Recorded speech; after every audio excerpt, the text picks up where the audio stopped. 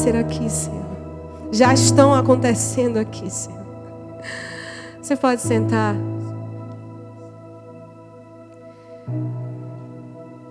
E, nossa, como Deus falou de processo aqui hoje, hein? A palavra processo, a palavra essência. Meu Deus.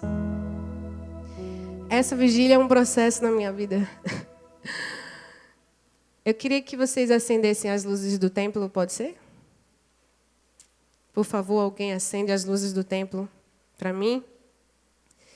Eu queria que você abrisse em 1 Samuel 5. E o pessoal botasse aqui no telão.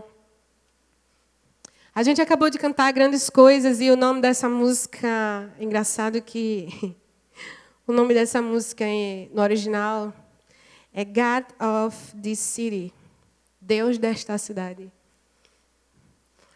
E a gente ensaiando essas canções e Grandes Coisas, o Espírito Santo me trouxe à memória. A história dessa canção, eu não sei se você conhece, mas é uma história muito poderosa. E o pessoal que anda comigo sabe como eu amo saber a história das canções. E essa canção é muito antiga, inclusive, já faz um bom tempinho aí. O Fernandinho gravou no A Nova História. Nem lembro qual foi o ano. E essa música já existia, ele fez uma versão em português. E o nome da banda que compôs essa canção é Blue Tree. E eles são lá da Tailândia. E a Tailândia é um dos países onde existe mais prostituição. Lá é muito comum a prostituição, inclusive de crianças. As mulheres são tratadas de maneiras que você nem consegue imaginar, como se fossem objetos que podem ser vendidos literalmente. E é um lugar de muitas trevas, muitas trevas. E eles estavam lá ministrando para uma conferência e de cristãos e tal. E dentro dessa conferência tinha um homem que era dono de um bar. E esse bar era um prostíbulo. Porque lá é como se, tipo, a igreja aqui, aqui do lado tem um bar que a galera se prostitui. E ali também tem, e ali, e ali. E esse homem chegou nessa banda e perguntou se eles podiam tocar no bar dele. E eles não entenderam muito bem se aquele cara tinha entendido que ele estava dentro de uma igreja. Mas eles disseram, tocar sim, nós somos uma banda, nós vamos tocar. E eu fico me perguntando se eu e você aceitaríamos uma proposta dessa. Se Deus colocasse a gente numa situação que é aparentemente bizarra. Alguém aparentemente te confundisse, sei lá, achasse que só você é alguém que canta, eu preciso de alguém que canta. Você é alguém que dança. Não sei qual é o teu chamado, o teu dom. Mas eles aceitaram na hora. E deram 2 horas para eles ministrarem. 2 horas. Dentro do bar. Que lá dentro acontecia prostituição, para eles normal. E eles começaram a falar de Deus, cara. E eles começaram a cantar sobre Deus, sobre Jesus naquele lugar. E é impossível entrar num lugar desse e falar de Deus e as coisas continuarem do mesmo jeito. E essa canção, Grandes Coisas, ela foi uma canção profética gerada naquela hora. Naquele momento. Eles começaram a dizer, tu és o Deus dessa terra, tu és o rei desse povo, tu és o Senhor dessa nação. Tu és a luz nesse mundo. Tu és a esperança para os perdidos, tu és a paz para os cansados. Ninguém é como o nosso Deus. Essa canção nasceu dentro de um bar que era um prostíbulo dentro da Tailândia. E você canta ela na igreja e você nem sabe. Está sabendo agora. Porque gerar canções de vida e de adoração num ambiente como esse aqui é bem mais fácil. Eliseu contou aqui a história de sua casa. Dentro dele havia escuridão, foi isso que ele falou. Estava tudo escuro, eram quartos escuros.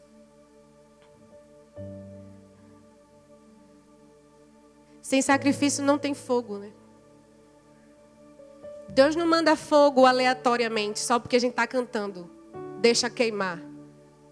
Só porque a gente está pedindo para Ele trazer fogo. Precisa ter sacrifício para ter fogo. Aí Ele vem com fogo e queima. Eu e você somos o sacrifício. Eles se colocaram naquele lugar e eles geraram essa canção. Eles começaram a cantar por aí, pelas nações. E aí o Chris Tomlin, que é um líder de adoração da nossa geração, ele escutou a canção. Ele estava no mesmo lugar que o Blue Tree. E ele ouviu, o pessoal da banda ouviu. E eles disseram, Chris, tu tem que escutar essa música. E eles correram atrás do Chris Tomlin e disseram, cara, tu tem que ouvir essa música aqui, pelo amor de Deus.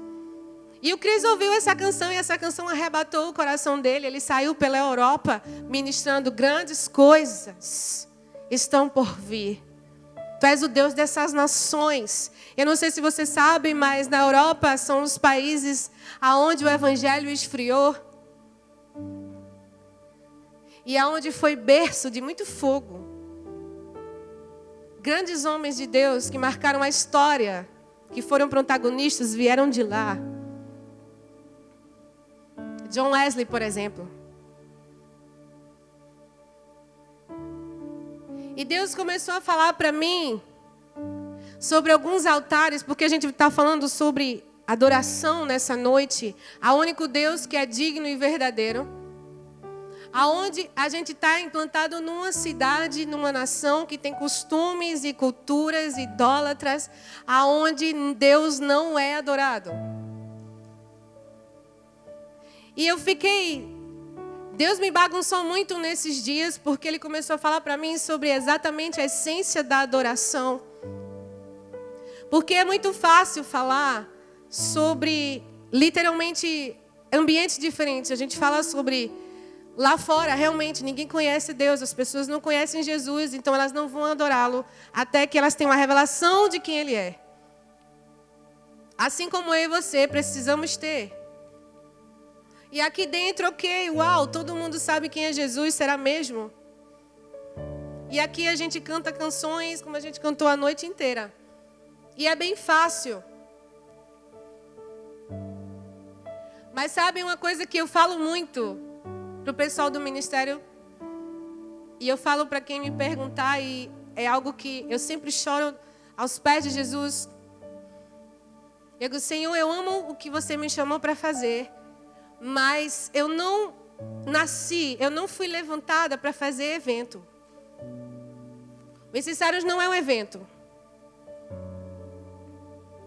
Existe muito choro, existe muita lágrima, existe muito clamor para essa noite acontecer. Mas nós, como seres humanos, é muito fácil se enganar. É muito fácil pular e dançar aqui. Eu vou falar porque o Espírito Santo está mandando. Não fique com raiva de mim, nem com medo. Mas eu sigo muita gente aqui no Instagram, que está aqui. O Instagram da gente também segue. O Instagram dos Incensários. E eu, assim como você, às vezes perco meu tempo assistindo stories. E eu vejo os stories de muita gente aqui que não bate com o que grita e dança aqui. Porque, cara, a gente precisa realmente adorar a Deus com todo o nosso ser, com todo o nosso fôlego. Sim. Mas você precisa adorar a Deus assim, nas suas atitudes, nas suas escolhas. Porque a gente levanta alguns altares que não deveria nas nossas vidas, nos nossos corações.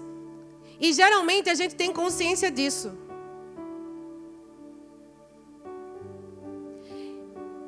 Porque Deus, Ele não divide a sua adoração com ninguém.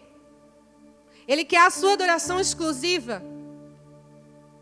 E tem um cara na Bíblia que Deus começou a me bagunçar sobre ele, que é um tal de rei chamado Josias. Que ele vem de uma linhagem de reis que não obedecia a Deus, que não agradava a Deus.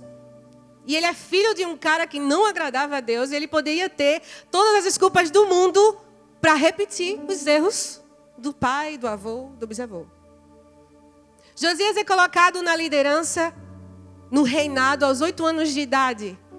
Daí já começa. Deus levanta uma criança. Porque Josias, ele meio que parte a história no meio ali dos reis. Porque ele é o único rei que você vai ver querendo restaurar a adoração a Deus. E o Espírito Santo falou para mim, eu preciso levantar Josias nessa noite, filha. Eu preciso levantar Josias, e eu não estou falando de música. Porque Deus não é adorado apenas através da música. É a minha e a sua vida que tem que cantar a Deus. Como a música do David Keelan.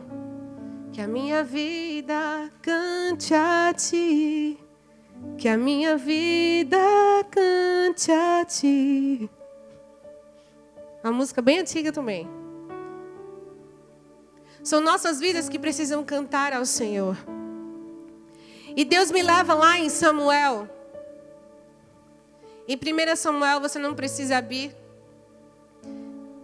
1 Samuel 5, que fala exatamente sobre quando os filisteus roubaram a Arca da Aliança de Israel. Sabe por quê? Porque eles sabiam que era o Deus de Israel que fazia eles vencerem a guerra. E eles tinham medo de Israel. E eles tinham a compreensão de que os seus deuses tinham a ver com ganhar ou não a guerra. O que eles não sabiam é que o Deus de Israel era o único Deus que vencia a guerra. E os deuses deles não. E aí eles ficaram, vamos roubar o Deus de Israel. Tem como roubar Deus, cara? Porque eles achavam que Deus ficava dentro da caixa. E que era só isso. Por quê? Porque eles conheciam os deuses lá de estátua, de pedra, que ficava preso lá dentro, né? Sei lá. Então eles pensaram, vamos roubar a arca e a gente ganha. E a brilhante ideia deles, roubaram a arca e colocaram dentro do templo de Dagon. Dagon era o deus dos filisteus. E botaram a arca na frente de Dagon, assim. Da imagem de Dagon. E se você nunca viu Dagon, ele é metade homem e metade peixe. E aí, na primeira noite, passam a noite. Quando de manhã eles entram no templo de Dagon, Dagon está com a cabeça cortada. Aí eles vão, botam lá de novo. Na outra noite, a cabeça e as mãos. Sabe por quê? Porque nenhum outro Deus há diante do nosso Deus. Nenhum outro Deus pode resistir a quem Ele é. Deus é ciumento, você sabia? Deus tem ciúme de você. Deus tem ciúme de mim. Deus tem ciúme dos deuses que nós levantamos nas nossas vidas. Porque idólatra não é só aquele que adora uma imagem. É qualquer coisa que você coloca no lugar de Deus, no seu coração, na sua vida, na sua rotina. Isso é idolatria. Quando você bota a sua vontade no lugar da dele. Esses dias eu estava vendo um Instagram de uma pessoa que é cristã, que é conhecida no Brasil, cantora. E eu disse, não, velho, dá não, para continuar seguindo, não. Porque ela postou assim... acredite que Deus vai realizar os seus sonhos. Aí eu fiquei assim, então, amada, Ele vai realizar os sonhos dele na sua vida. É como se Deus fosse um gênio da lâmpada. Deus vai realizar todos os seus sonhos. Não vai não, querida. Ele vai realizar os sonhos dele na sua vida. Porque Ele te ama. É por isso que Ele não vai realizar os seus sonhos. Ele vai realizar os dele. Ó, troca. Está invertido. Crente. Cantora famosa.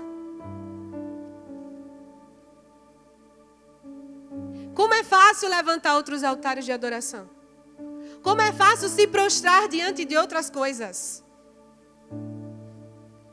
E, gente, os filisteus desistiram de ficar com a arca, sabe por quê? Porque começou a aparecer tumores neles. Começou um monte de peste, começou uma loucura. Não tinha nenhum Deus que ficasse diante dele. Eles disseram, cara, não dá mais, vai ter que devolver, porque a gente vai morrer. Ei, Deus é apaixonado por Israel. Israel é a menina dos seus olhos. E Ele não queria ficar nem mais um segundo longe do seu povo amado, da sua noiva amada. E aí eles devolvem a arca, e aí tem aquela cena que a gente já sabe que Davi vai buscar a arca. E aí tem aquela entrada triunfal na cidade com a arca. Mas Josias, ele teve que batalhar. Por quê? Porque quando ele pegou o reinado, estava tudo fora do lugar. Tinha um monte de Deus no lugar de Deus. Colocaram Baal dentro do templo. Colocaram outras estátuas dentro do templo. Misturaram tudo, bagunçaram tudo dentro do templo. As coisas sagradas com as coisas que eram profanas, tudo misturado. E Josias, ele manda o sacerdote pegar, encontrar dentro do templo as escrituras, a lei. E aí o sacerdote lê para ele e ele se rasga, ele coloca pano de saco e ele diz, mano, tá tudo perdido. Deus não é adorado aqui, que loucura é essa? E ele começa a derrubar todos os deuses. Ele mesmo ele vai junto com o exército. Começa a derrubar tudo que é imagem, ele começa a destruir tudo. Em todo lugar. Mas Deus já havia decretado uma palavra sobre Israel e ele diz, olha Josias, eu vou te guardar, mas eu vou ter que cumprir a minha palavra, porque meu povo se distanciou de mim. E o que é que Deus deseja nessa manhã? Em nossas vidas, na minha e na sua vida. E ele falou, filha, eu preciso que os meus filhos se levantem como Josias, primeiro na vida deles e segundo aonde eu vou colocar eles. Sabe por quê? Porque hoje a arca sou eu e você. A arca sou eu e você. A presença de Deus está em mim e está em você. Não é mais uma caixa. Sou eu e você. E aonde você chega, os outros deuses se encurvam. Aonde você trabalha, aonde você estuda, aonde você mora. Outros deuses se curvam. As trevas saem. Quando você chega, aonde você está, ou fica tudo igual? Ou fica tudo do mesmo jeito? Porque aonde Deus está, não há espaço para outros deuses. Não há. Ou é Ele, ou é qualquer outra coisa. O que a presença de Deus em nós está causando no ambiente que nós entramos, em que nós permanecemos? O que ela tem causado em nós? O que ela tem causado no ambiente? O pessoal do Blue Tree não abriram mão de carregar a arca naquele lugar. Eles foram luz em meio às trevas. Eles foram luz em meio às trevas naquele lugar. Eles levantaram um altar de adoração a Deus.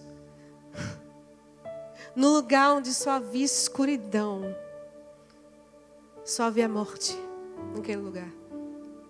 E eles passaram 2 horas cantando. Grandes coisas estão por vir. Grandes coisas vão acontecer nesse lugar.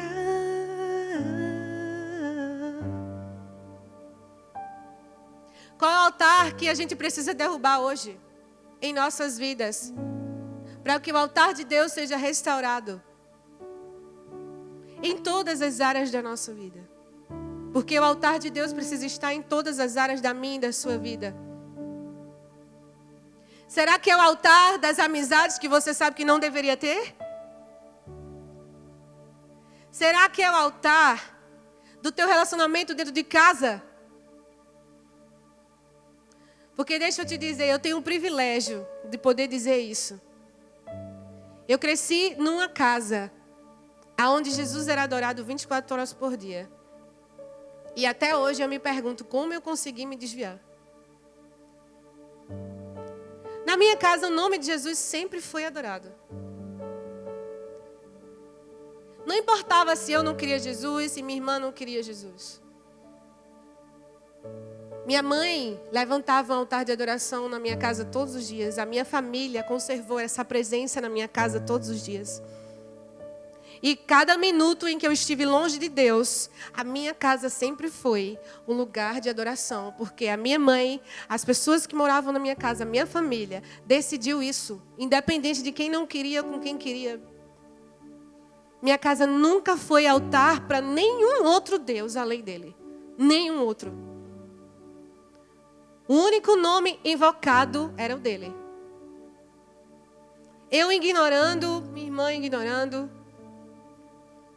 E quando a gente voltou para Jesus, era o que a gente se perguntava. Como a gente conseguiu isso?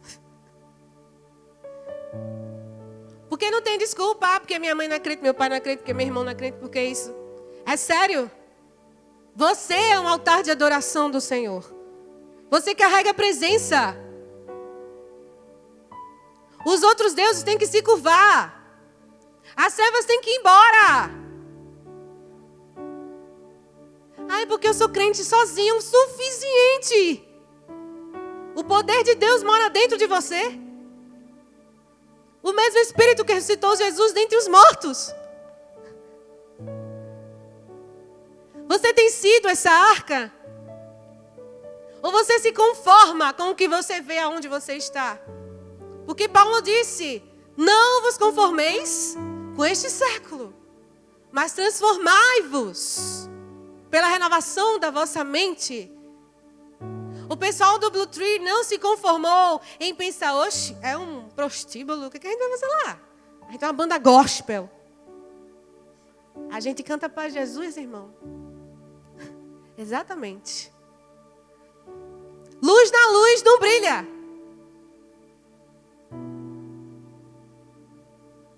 E eu fiquei pensando, meu Deus, se eu recebesse uma proposta dessa. E aí?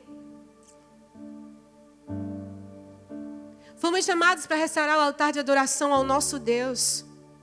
Aonde nós estivermos. E você não precisa de música para isso. Mas não tem como fazer isso no externo se não acontecer no interno. Os nossos altares precisam ser ajustados, as nossas prioridades precisam ser ajustadas. Deus falou sobre renúncia a noite toda aqui. Deus falou sobre processo a noite toda aqui. Quem pegou, pegou.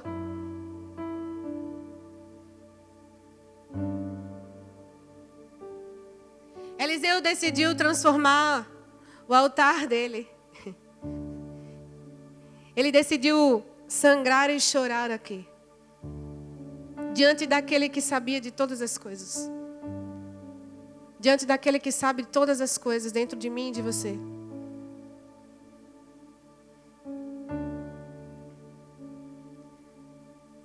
Ele cantou a essência da adoração aqui. E essa música, ela é muito profunda porque ela também nasceu de algo dolorido. A essência da adoração também nasceu lá na Europa. Numa igreja que não sabia mais adorar. O pessoal do louvor da igreja estava disputando, estava numa arenga, estava dando tudo errado. A ponto do pastor proibir o louvor de cantar. E ele disse, vocês vão ficar sem cantar por 3 meses. Não tinha louvor na igreja. Você já pensou nisso? Se chegar na igreja não tem louvor? Você ia achar esquisito, não ia? Já começava na pregação, já. O culto. Todo mundo suspenso. Todo mundo disciplina.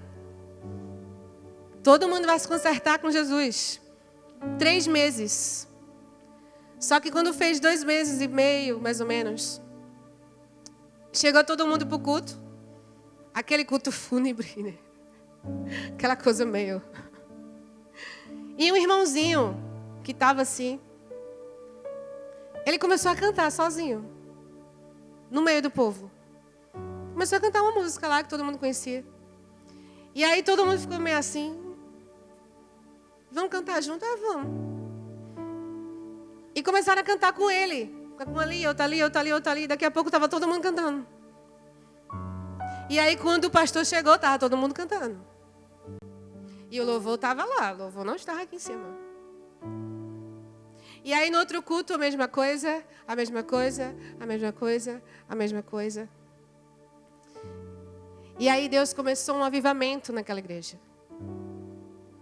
E não precisava de ninguém com o microfone aqui dizendo, levanta a mão, fecha os olhos, não sei o quê. E Deus começou um avivamento naquela igreja e o pastor olhou para o louvor e disse, sobe. Quando o louvor subiu, o que eles começaram a cantar? Quando a música esmurece, o resto desaparece, simplesmente a ti me achego, ansiando oferecer algo de valor para abençoar teu coração. Mas que uma canção eu te darei, pois apenas uma canção não é o que queres de mim. Mais profundo busca, Senhor, do que os olhos podem ver. Queres meu coração. Estou voltando para a essência da adoração. A essência és tu, a essência és tu, Jesus. Ah, me perdoa pelo que eu fiz dela, pois a essência és tu, a essência és tu, Jesus.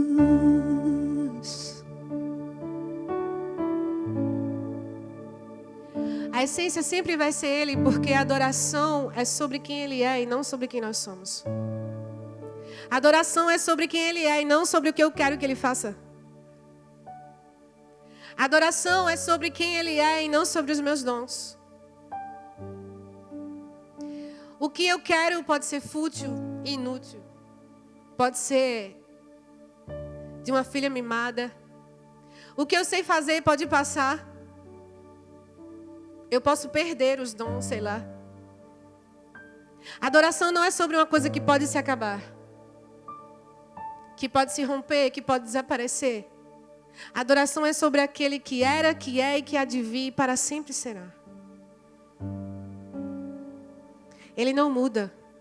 Ele é o mesmo ontem, hoje e será eternamente. Quem precisa mudar somos nós. O nosso coração precisa mudar, as nossas prioridades precisam mudar. A nossa adoração precisa ser genuína, pura. Existe algo que Caio falou aqui ano passado, há um ano atrás, a gente estava com o pessoal do Fire, lá da Cidade da Luz. E a gente estava falando sobre o perfume de Maria e ele disse assim, a Bíblia fala que o nardo era puro. Puro. O nardo que Maria derrubou em Jesus era puro. Não tinha nenhuma contaminação de nada. Não tinha nenhum outro ingrediente. Era puro. A adoração é pura, genuína. Não pode ser suja. Não pode ter ruído. Não pode ter nada. Deus é ciumento. Deus é ciumento. E deixa eu te dizer uma coisa. Deus tem nos chamado como ministério e eu posso falar daquilo que eu tenho vivido nos últimos meses. Deus nos chama como embaixadores do seu reino, como representantes do seu reino, para levantar altares de adoração a Ele. E eu tenho viajado com missão. E cada cidade que eu chego, são cidades extremamente idólatras, porque é no sertão do Nordeste. E, gente, o sertão é extremamente idólatra. E em cada cidade que eu chego, o Espírito Santo diz, levante um altar de adoração a mim nesse lugar. E eu tive muitos momentos incríveis com Deus nesse momento, e eu sozinha, andando pelas ruas da cidade, declarando que Ele é exaltado, que Ele é entronizado naquela cidade, que Ele é o único Deus daquela cidade. Os ministros de adoração que estão aqui, vocês não foram chamados só para cantar e tocar.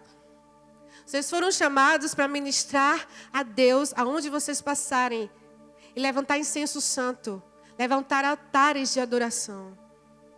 Vocês não têm noção do que isso significa no reino espiritual.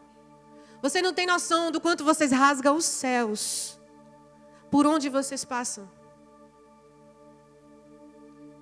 Vocês não têm noção do quanto de trevas tem ido embora quando vocês levantam a adoração a Deus. E a última cidade em que eu estive, faz uns 15 dias, estava em Tupanatinga, 6 horas de Recife. Foi a cidade mais diferente que eu já fui na minha vida. E aonde a gente passava, a gente falava de Jesus, as pessoas falavam o nome de Maria. É automático.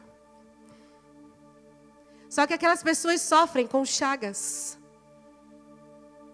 Eu nunca vi aquilo antes. Todas as casas que nós entrávamos, tinha alguém com um corpo completamente cheio de chagas. Doenças incomuns para nós aqui. Para a gente é uma coisa rara de acontecer. Por conta da idolatria daquele lugar. E Deus me fez tocar numa criança. Ele tem 8 anos. E o rostinho dele, o corpo dele, completamente de feridas. Completamente. E ele não era, obviamente, uma criança normal. Ele não sorria. Ele não brincava. E eu me ajoelhei para ficar na altura dele. E eu comecei a declarar cura sobre ele. E eu comecei a profetizar o nome de Jesus. E obviamente que Satanás não queria isso. E ele se manifestou assim na minha frente. Ele se contorcia para sair de perto de mim. Ele queria fugir. Ele não olhava nos meus olhos de jeito nenhum. E eu continuei olhando firmemente nos olhos dele e profetizando. Você não nasceu para viver cheio de chagas. Você nasceu para levar cura aonde você for. E eu não aceito isso.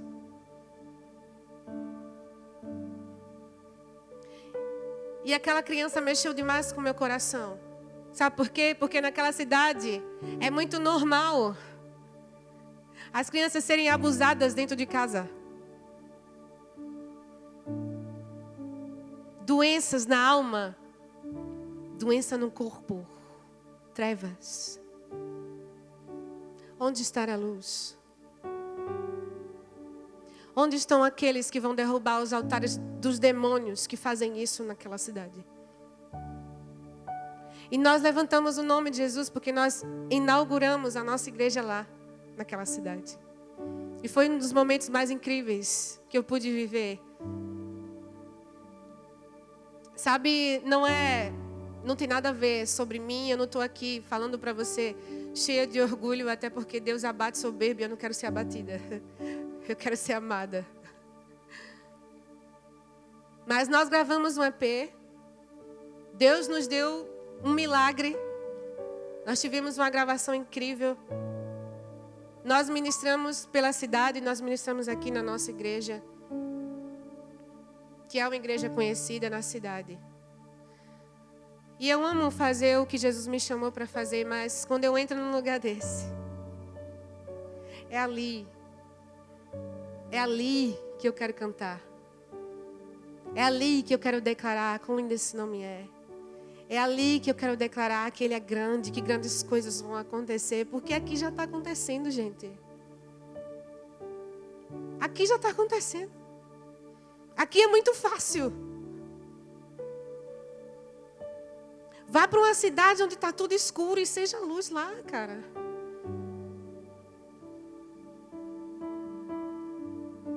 Queria que você ficasse de pé.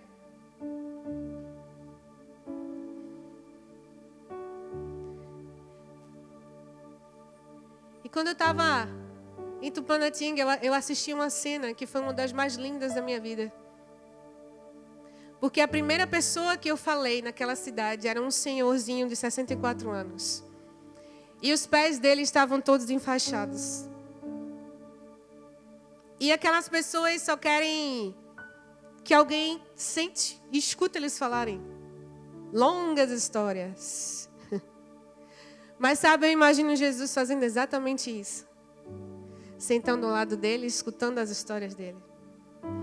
Era isso que Jesus fazia. Ele sentava à mesa com pecadores. E com certeza ele não ficava calado, né? Eles conversavam. Ele teve uma conversa com Zaqueu que mudou a vida dele para sempre. Sempre em tempo de mesa. E aquele senhor tinha um problema nos pés desde os 17 anos. Porque ele só queria que eu fizesse uma pergunta. A gente começou a falar do culto, falar de Jesus e lá. E o Espírito Santo queimava no meu coração, olhando para os pés dele. Pergunta o que aconteceu. E eu perguntei, eu disse, o que você tem nos seus pés? Aí, senta que lá vem a história. Ele começou uma história lá desde os 17 anos e eu fiz questão de sentar no chão, aos pés dele. Sabe por quê? Porque quem tem chagas, geralmente as pessoas não querem chegar perto. Feridas incomodam. Feridas fedem, não é? Quem quer tocar em ferida? Você quer? Mas ali foi uma das experiências mais incríveis da minha vida, porque o Espírito Santo queimava no meu coração. Eu sentei exatamente dos pés dele, assim. E no meio da conversa eu tive que entrar, porque senão ele ia contar 60 anos de história. E eu disse, o senhor acredita que Jesus pode lhe curar? Quando eu disse isso, eu só disse isso, ele começou a chorar, feito uma criança.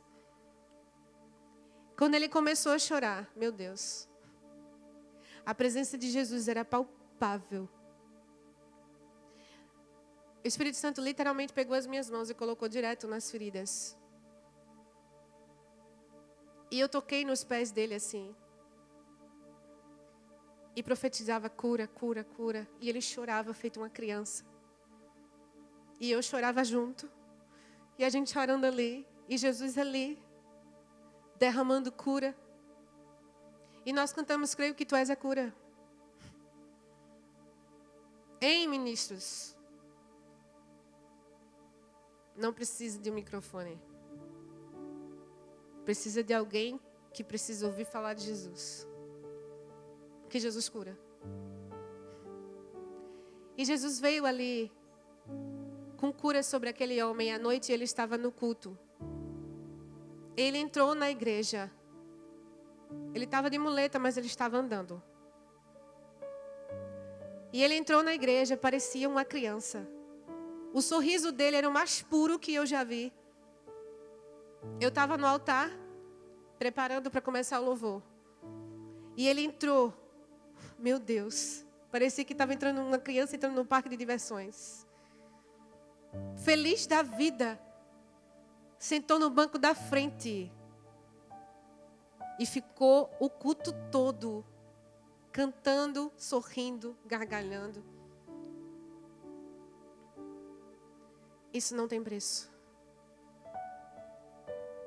Deus te chamou para restaurar altares de adoração.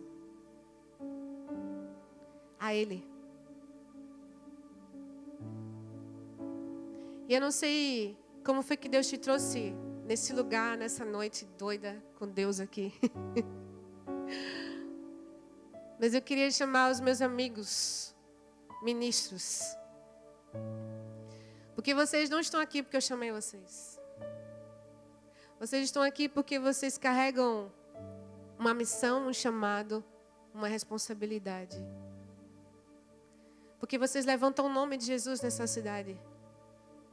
sendo líder de jovens, sendo líder de adoração, sendo líder de seja lá o que for, do que Deus tem te chamado e te levantado.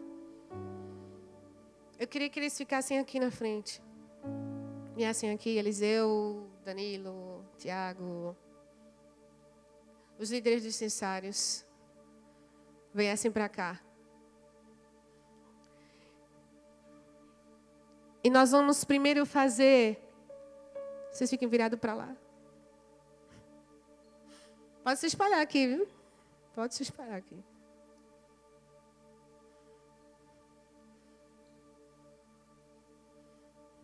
Vou precisar do louvor aqui, para me ajudar também.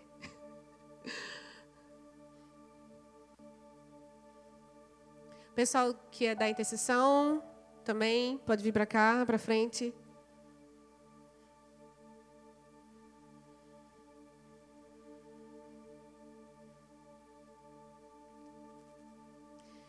Sabe, primeiro a gente vai fazer um clamor de arrependimento sobre nossas vidas. Sobre a sua vida. Sobre aquilo que você sabe que precisa. Porque do mesmo jeito que Deus sondou o coração de Eliseu naquele dia, há anos atrás, em 2017, aqui em cima. Deus sondou teu coração a noite toda. E deixa eu te dizer, com Deus não se brinca. De Deus não se zomba. Os olhos do Senhor estão sobre mim e sobre você. E não tem como enganá-lo. E nessa manhã, é manhã de perdão, de restauração, de conserto, de restauração do altar. E primeiro nós vamos clamar por nós mesmos. E a segunda oração que eu vou fazer aqui é sobre aqueles que entenderam a convocação que Deus fez a noite inteira aqui. Aqueles que de fato querem ser levantados e enviados por Deus. Para lugares de trevas. Para lugares onde há outros altares. E você decidiu ser protagonista da história. E dizer, eis-me aqui, Senhor. Me envia. Para que a tua presença na minha vida derrube os outros deuses e traga luz sobre as trevas. Seja lá onde for que Deus te chamou para ir. Queria que todos ficassem de pé. Não se entregue ao sono. Fica de pé porque Deus ainda tem muito para derramar essa manhã.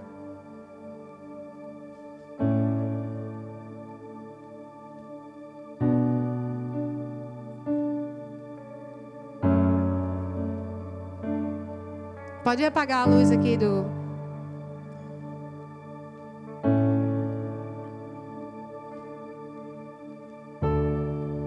Quando a música esmurece, o resto desaparece.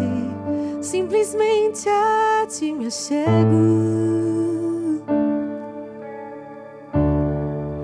ansiando oferecer algo de valor para abençoar teu coração. Mais que uma canção eu te darei, pois apenas uma canção não é o que queres de mim. Mais profundo busca, Senhor, do que os olhos podem ver. Queres meu coração. Estou voltando pra essência da adoração. A essência és tu.